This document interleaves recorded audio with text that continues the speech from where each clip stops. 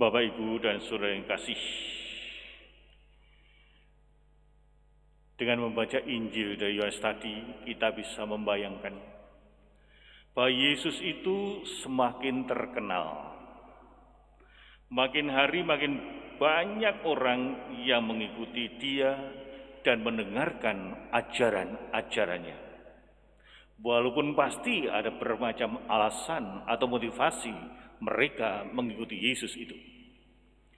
Orang-orang begitu terpukau dengan pribadinya. Mereka terpesona sehingga mereka lupa makan, lupa minum, bahkan juga lupa membawa bekal. Suasana semakin mencekam ketika mereka tampak mulai lapar dan perlu makan. Para murid pun tampak bingung dan panik. Para murid kelihatan hanya mengandalkan logika dan kurang menggunakan hati nuraninya. Itu kalau kita perhatikan dengan cermat. Para murid logikanya luar biasa, tapi hati nuraninya kurang diasah dengan tajam seperti yang dilakukan Yesus. Bapak, Ibu, dan saudara kasih, makanan yang mereka miliki hanya 5 roti dan 2 ikan yang dibawa oleh seorang anak kecil. Tetapi makanan itu sangat sedikit bagi ribuan orang. Maka logikanya, perhitungan manusia tidak mungkin akan cukup untuk orang sebanyak itu. Itu kalau menurut matematika manusia, menurut perhitungan manusia, mustahillah akan cukup. Bagaimana mungkin 5.000 laki-laki ditambah Yesus plus murid-muridnya? Itu yang laki-laki, yang perempuan gak dihitung. Sehingga bisa membayangkan 5 roti 2 ikan, mungkinkah itu mencukupi kebutuhan sebanyak orang itu? Bapak, Ibu, dan saudara kasih, dalam kisah ini kita berjumpa 2 tipe karakter manusia. Para murid adalah tipe orang yang pesimistik, sehingga Andreas tadi berkata, tetapi apakah artinya itu untuk orang sebanyak itu? Sangat pesimis. Andreas membayangkan, tidak mungkinlah itu. Sebaliknya, Yesus adalah tipe orang yang optimistik, walaupun tampaknya tidak realistis, tidak masuk akal. Namun, Yesus punya harapan bahwa itu akan cukup untuk orang sebanyak itu. Yang menarik lagi adalah bahwa roti dan ikan itu berasal dari seorang anak, bukan dari kalangan orang dewasa yang mengikuti Yesus, juga bukan dari para rasul sendiri. Ciri khas seorang anak memiliki karakteristik yaitu polos, belum pandai membusungkan dadanya atau sombong. Mereka tulus melakukan segala sesuatu dari dorongan hati nurani. Itulah ciri khas seorang anak. Dia rela berbagi dan memberi kepada sesama manusia. Dia memberikannya tanpa ada motivasi pribadi, tanpa basa-basi. Anak-anak mudah untuk berbagi dan untuk memberi.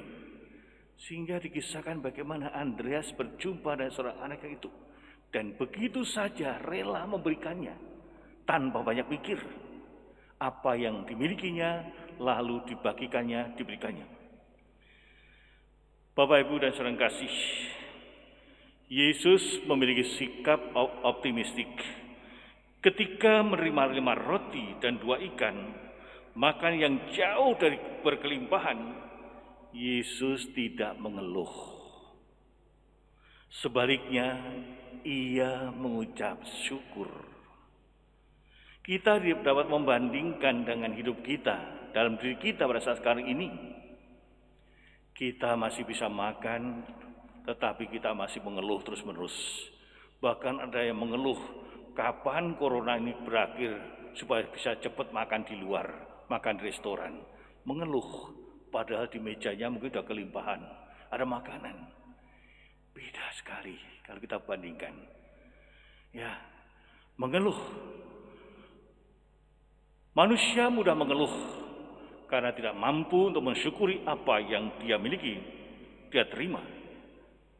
Orang yang mengeluh adalah orang yang tidak mampu melihat, menyadari bahwa yang dimiliki itu merupakan berkat dan rahmat dari Allah.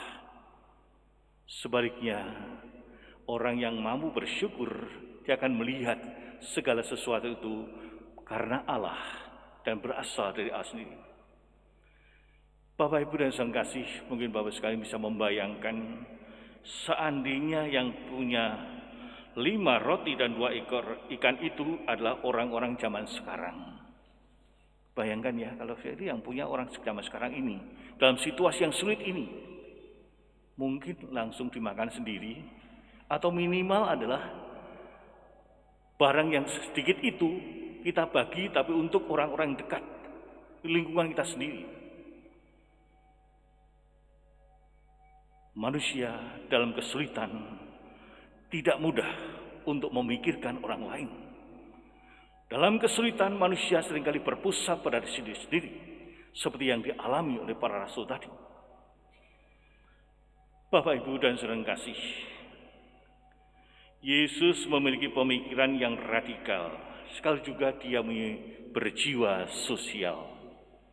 Alih-alih memikirkan para muridnya dan juga mengenyangkan perut mereka, ia justru membagi-bagi roti itu kepada orang-orang yang hadir, yang mengikuti dia, yang sungguh-sungguh membutuhkan pertolongan, yaitu membutuhkan makan. Tanpa memilih, tanpa memilah, tanpa ragu, tapi juga tanpa takut, dia berbagi dan memberi. Dan hasilnya, mereka semua dikisahkan tadi adalah makan sampai kenyang. Dalam situasi sulit ini, kita dipanggil untuk menggunakan hati kita, nurani kita, di mana Roh Allah itu bertahta di dalam diri kita. Dan bukan logika kita dalam menghitung akan kurang atau cukupkah kepunyaan yang kita miliki. Tantangan bagi kita semuanya, dalam situasi yang sulit sekarang ini, masih beranikah kita menggunakan nurani kita berpikir bahwa ada orang-orang yang membutuhkan pertolongan kita. Kita diajak untuk berani berbagi kepada siapapun yang sama-sama mengalami kekurangan, mungkin juga mengalami kelaparan. Lapar bukan hanya soal makanan, tapi juga lapar secara spiritual. Bagaimana kita bisa menghibur ya orang-orang yang sudah lansia tetapi tidak pulih dan tidak bisa ke gereja? Bisakah kita memberi penghiburan pada mereka, entah dengan WA atau apa saja, sehingga orang itu merasa diperhatikan? Bapak, Ibu, dan saudara kasih, sesudah semua makan kenyang, para murid diminta mengumpulkan makanan yang lebih. Yesus berpesan, setelah semua orang makan kenyang dan terpuaskan, jangan kau buang sisanya, tetapi kumpulkanlah. Pesan ini sangat aktual bagi kita semua agar kita menghargai pemberian Tuhan. Sekali juga termasuk alam semesta ini. Bagaimana kita mampu menghargai pemberian Tuhan yang ada dalam diri kita ini, juga alam di sekitar kita. Beranikah kita merawatnya? Beranikah kita menjaganya? Karena Allah menciptakan untuk kesejahteraan bersama dan bukan untuk kesejahteraan diri kita masing-masing. Semoga kita pun betul-betul bisa menghargai apa yang kita miliki, tidak membuang-buang makanan di rumah. Ya, kadang sedih ya. Waktu saya di Papua, ya itu makan nasi itu betapa susahnya. Ya, sulitnya. Kalau masak nasi harus dicuci 7 kali karena begitu kotornya. Sehingga kalau ada makanan yang terbuang, itu juga merasa sedih. Kok bisa dibuang-buang? Maka marilah kita berani berbagi dan memberi pada sesama manusia. Marilah kita punya sikap optimistik pada yang diberi Yesus.